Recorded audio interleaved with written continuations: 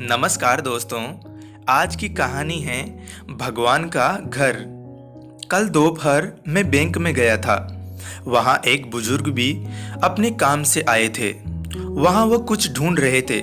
मुझे लगा शायद उन्हें पेन चाहिए, इसलिए उनसे पूछा तो वह बोले, बीमारी के कारण मेरे हाथ कांप रहे हैं और मुझे पैसे निकालने की स्लिप भरनी है।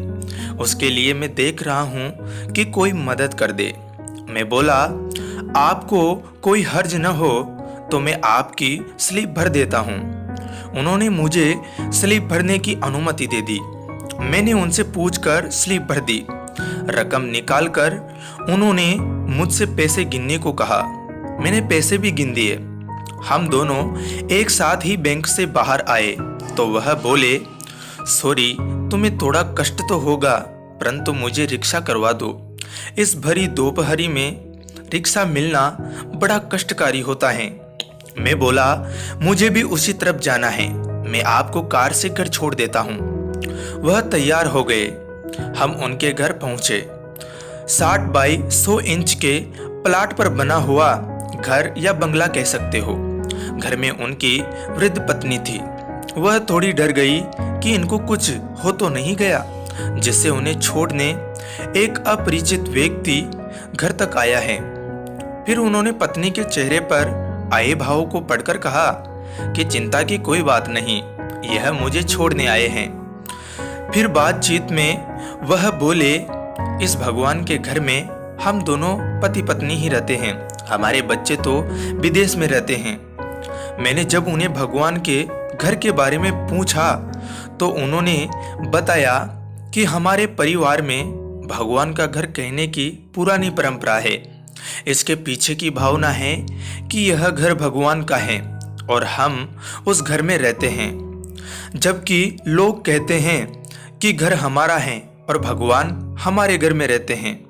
मैंने विचार किया कि दोनों कथनों में कितना अंतर है। तदुपरांत वह बोले, भगवान का घर बोला तो हमसे कोई नकारात्मक कार्य नहीं होते और हमेशा सद्विचारों से ओतप्रोत रहते हैं।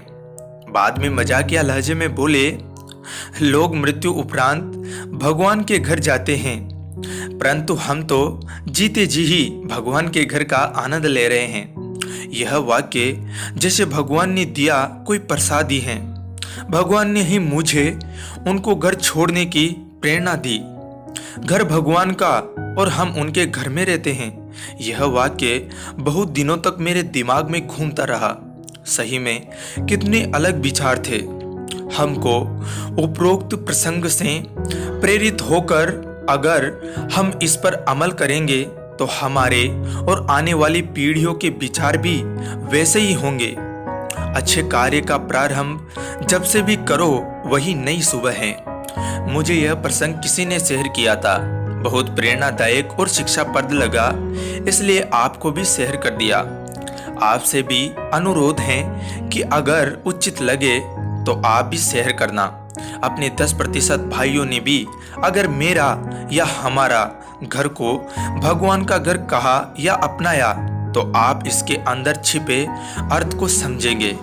तो दोस्तों, आपको ये कहानी कैसी लगी कमेंट करके ज़रूर बताएं।